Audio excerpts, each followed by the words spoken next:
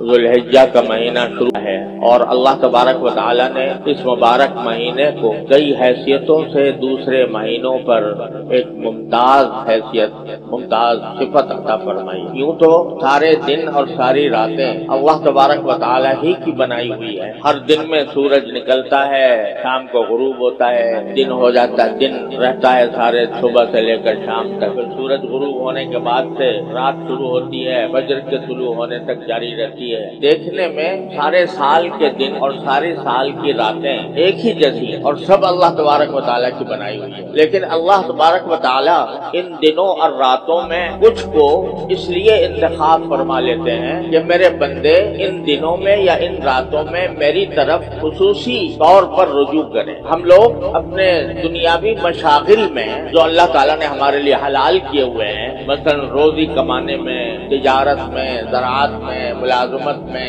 اپنے اوقات صرف کرتے رہتے ہیں۔ اللہ نے ان کی اجازت بھی دی ہے اور اگر نیک نیتی سے کریں تو انشاءاللہ وہ بذات خود ثواب کے کام ہیں، لیکن ان کاموں میں زیادہ سے زیادہ منہمک ہو کر اور زیادہ مشغول ہو کر بعض اوقات ہم اللہ جل جلالہ کی محبت، اللہ جل جلالہ کی طاعت، عبادت، براہ راست عبادت، اس کو فراموش کرنے لگے۔ اللہ تعالیٰ کی یاد، اس کا ذکر، اس کی تمنا، اس کی محبت، ان جذبات میں ان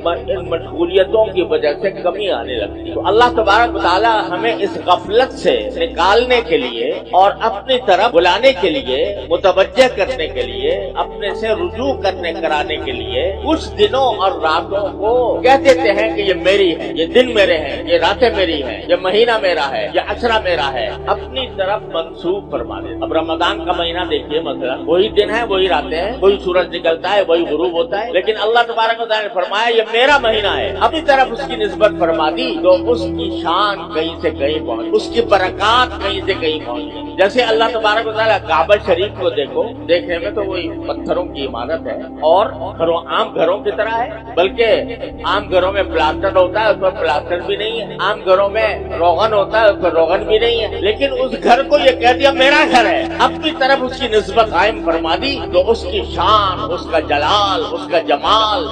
اس کی طرف انسانوں کی محبت اور ان کی طرف قلوب کا میلان ایسا زبردست ہے کہ جیسے مقناطیس لگا ہوا ہے ساری دنیا سے انسانوں کو۔ ایسے ہی اللہ تبارک و تعالیٰ مختلف دنوں کو اور مختلف راتوں کو کچھ اپنی طرف منسوب فرما کر ان کو خصوصی فضیلت عطا فرما۔ تو اب جو یہ ذوالحجہ کا مہینہ آ رہا ہے، یہ بھی انہی مہینوں میں سے ہے یا انہی ایام میں سے ہے جن کو اللہ جل جلالہ نے اپنی طرف منسوب فرما کر اس کو خصوصی تقدس عطا فرما دیا اور اس کی خصوصی فضائل بیان فرمائے۔ کیوں؟ تاکہ ہم لوگ جو دنیاوی مشغلوں میں الجھے ہوئے ہیں، منہمک ہیں، وہ ذرا لوٹ کر تھوڑے عرصے کے لیے اللہ تبارک و تعالیٰ کے ذکر میں، اس کی یاد میں، اس کی محبت میں، اس کی طاعت میں اپنے آپ کو مشغول کریں۔ ایسے یہ ذوالحجہ کا اور اس مہینے کی ایک خصوصیت یہ ہے کہ اس میں کچھ اللہ تبارک و تعالیٰ نے ایسی عبادتیں مقرر فرمائی ہیں جو صرف انہی دنوں میں انجام دی جا سکتی ہیں، سارے سال نہیں دی جا سکتی۔ مثلا حج جو ہوگا وہ ذوالحجہ میں ہوگا، سارے سال نہیں ہوگا۔ عرفات کا میدان تو آج بھی موجود ہے، جبل رحمت بھی ہے، مینا بھی ہے، لیکن آج اگر کوئی جا کر مینا میں قیام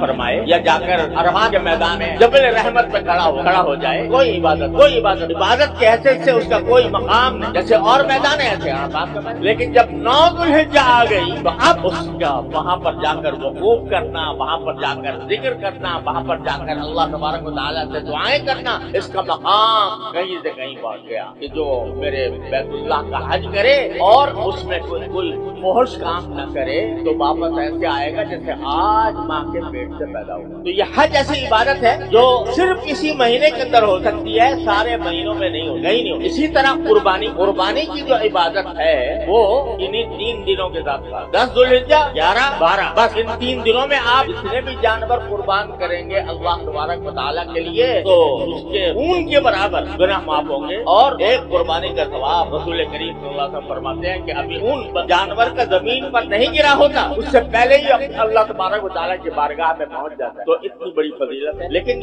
3 دنوں میں، باقی دنوں میں اگر کوئی آج جانور لے کر ذبح کرے، کوئی عبادت ذبح کر صدقہ بے شک کر سکتا ہے، یعنی گوشت کا صدقہ کر دے گا، صدقہ کرنے کا ثواب ملے گا، وہ کسی وقت بھی ہو سکتا ہے، لیکن قربانی جو نام ہے گلے پر چھری پھیرنے کا، گلی پہ چھری پھیرنے جانور کو ذبح کرنے، یہ عبادت صرف 3 دنوں کے ساتھ مخصوص ہے، 11 12 13 10 11 12، اس کے علاوہ نہیں۔ یہ بھی اس مہینے کی خصوصیت ہے، اور مہینوں کے اندر کبھی بھی نہیں ہو سکتی کوئی قربانی۔ اور اسی طرح اللہ تبارک و تعالیٰ نے تکبیر تشریق مقرر فرمائی، اللہ اکبر لا الہ الا اللہ واللہ